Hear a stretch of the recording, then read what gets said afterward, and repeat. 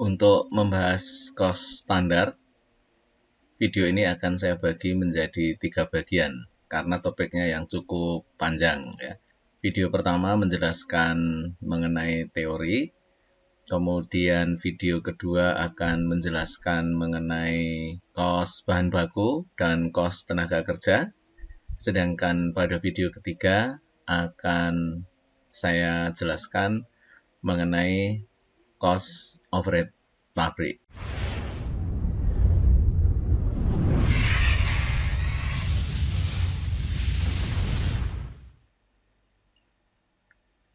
Kali ini kita akan membahas topik cost standar, yaitu suatu metode menentukan cost persediaan barang jadi berdasarkan standar yang telah ditentukan di muka.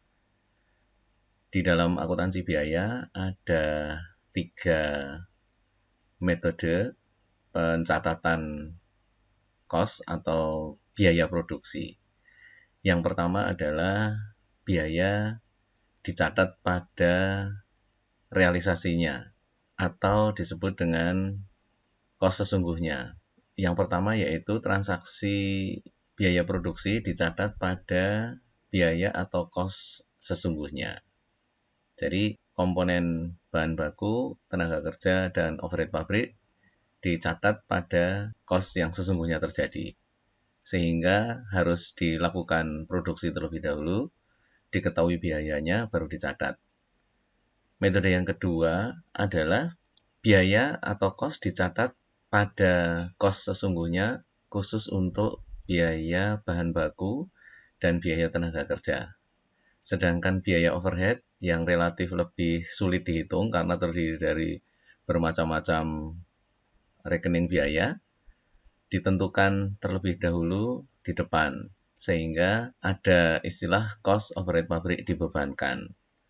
Kemudian pada metode yang ketiga, yaitu transaksi biaya atau cost dicatat pada nilai yang sudah ditentukan sebelumnya, atau disebut dengan cost standar.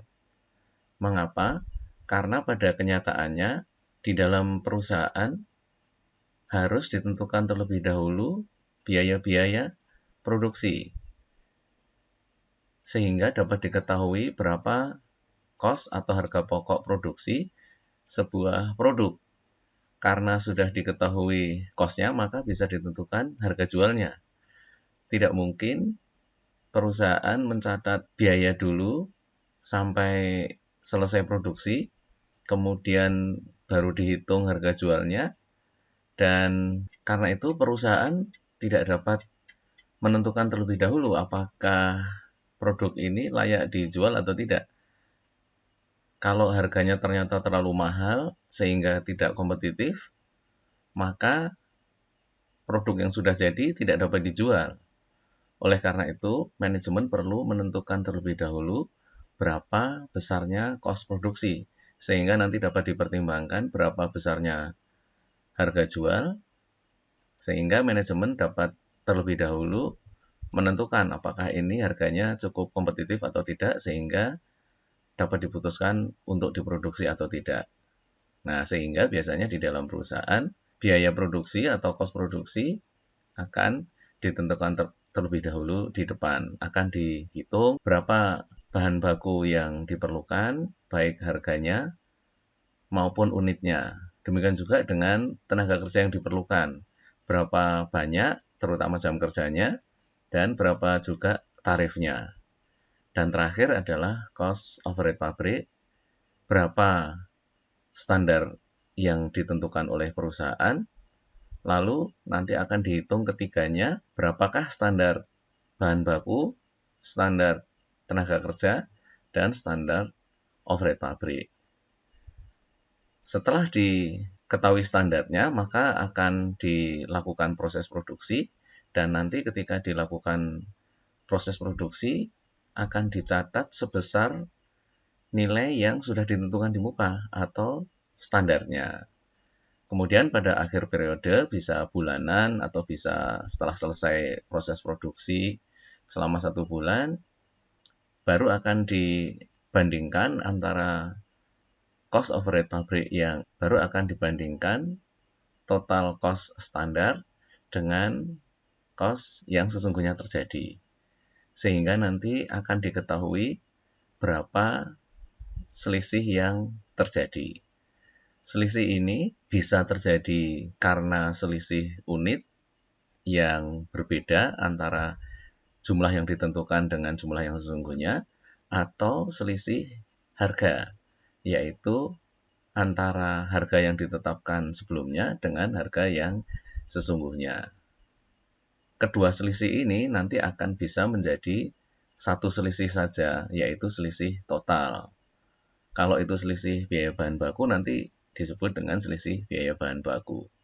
Demikian juga kalau nanti selisihnya ada di komponen biaya tenaga kerja, maka akan disebut selisih biaya tenaga kerja. Dan selisihnya ini bisa dirinci menjadi dua, sama seperti dengan selisih bahan baku tadi, yaitu ada selisih unit, ada selisih harga. Sedangkan pada overhead pabrik agak berbeda sifatnya dengan selisih bahan baku dan selisih tenaga kerja karena ada lebih banyak komponen biaya di sana ya, sehingga nanti akan ada selisih total biaya overhead pabrik, kemudian ada contoh nanti ada selisih volume atau selisih unit dan ada selisih anggaran untuk cost overhead pabrik. Selisih anggaran nanti bisa dipecah menjadi dua atau dirinci menjadi dua, yaitu ada selisih pengeluaran dan selisih efisiensi. Kita lihat untuk metode yang pertama, yaitu ketika biaya produksi dicatat pada kos yang sesungguhnya, jurnalnya seperti ini. Jadi untuk mencatat bahan baku, jurnalnya adalah barang dalam proses, kemudian kreditnya adalah persediaan bahan sebesar nilai yang sesungguhnya terjadi. Kemudian ketika perusahaan mencatat biaya gaji, nanti jurnalnya adalah barang dalam proses, utang gaji sebesar biaya yang sesungguhnya terjadi berapa. Kemudian untuk mencatat biaya overhead, jurnalnya adalah barang dalam proses, lalu kreditnya nanti macam-macam biaya ya, ada biaya listrik, ada biaya depresiasi dan sebagainya. Ini juga sebesar nilai yang sesungguhnya. Kalau barang sudah jadi, nanti kita jurnal dengan mendebit barang jadi, lalu kreditnya barang dalam proses sebanyak nilai yang sesungguhnya. Lalu ketika barang jadi ini dijual senilai 50.000, maka debitnya adalah kas kalau tunai, ya. Kalau kredit tentu piutang dagang, jumlahnya 50.000, ini juga benar-benar terjadi, kemudian kreditnya adalah penjualan sebesar 50.000 juga. Jangan lupa kalau perusahaan menggunakan metode perpetual, maka harus ditambah lagi dengan jurnal untuk mengkredit barang jadi yang diserahkan kepada pembeli senilai total biaya produksinya. Debitnya adalah kos barang terjual. Nah, ini adalah nilai yang semuanya sesungguhnya terjadi. Jadi perusahaan harus mencatat ini setelah diketahui berapa biaya masing-masing. Nah, problemnya tentu di dalam perusahaan ini akan sulit dilakukan ya, karena manajemen harus menentukan terlebih dahulu berapa sebaiknya biaya yang dikeluarkan untuk memproduksi sebuah produk gitu ya. Lalu nanti bisa ditentukan harga jualnya sehingga manajemen bisa yakin bahwa produk ini akan layak dijual atau tidak. Kemudian pada metode yang kedua sebetulnya hampir sama caranya, jurnalnya, hanya saja misalnya ketika mencatat biaya overhead pabrik, maka nilai yang dicantumkan di sini adalah nilai yang ditentukan terlebih dahulu. Maka di situ kreditnya adalah cost overhead pabrik dibebankan. Lalu kalau perusahaan nanti sudah jadi memproduksi barangnya, akan dijurnal dengan mendebit barang jadi sebesar total nilai yang terjadi, lalu kreditnya adalah barang dalam proses. Pada waktu menjual, jurnalnya juga sama ya dengan tadi, seperti ini. kas, kreditnya penjualan, dan yang kedua adalah kos barang terjual, kreditnya barang jadi.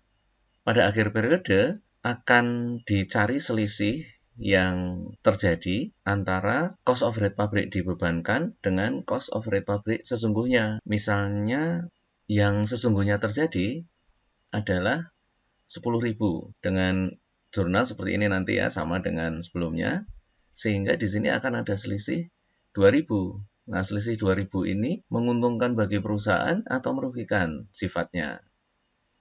Kalau menguntungkan atau favorable, berarti nanti akan dapat digunakan untuk mengurangi kos barang terjual. Tapi kalau merugikan, maka akan bersifat sebaliknya, yaitu menambah kos barang terjual. Karena ini bersifat menguntungkan, dalam hal ini adalah kos sesungguhnya ternyata lebih kecil dari yang kita perkirakan, berarti perusahaan merasa senang mestinya ya. Pada akhir periode akan kita gunakan selisih tadi untuk mengurangi kos barang terjual. Sehingga tadinya keuntungan untuk menjual itu sebesar 3.000 dalam contoh ini, yaitu 50.000 dikurangi 47.000, sekarang keuntungannya bertambah dengan 2.000, sehingga laba menjadi 5.000. Lalu pada metode yang ketiga, yaitu ketika semua harus ditentukan di muka, semua biaya ditentukan di muka, maka proses pencatatan ini sama dengan tadi, hanya saja semuanya nanti akan ditentukan di muka. Dan pada akhir periode akan diperhitungkan berapa kos yang sesungguhnya terjadi. Nah, di sini nanti akan diperhitungkan selain ada cost of rate pabrik, lalu nanti akan ada kos bahan baku, dan juga kos tenaga kerja. Nah, nanti akan kita lihat lebih detail di dalam video berikutnya. Nah, itulah 3 jenis penggunaan metode penentuan kos produksi di dalam perusahaan manufaktur. Pada video berikutnya akan saya tunjukkan contoh penggunaan kos standar.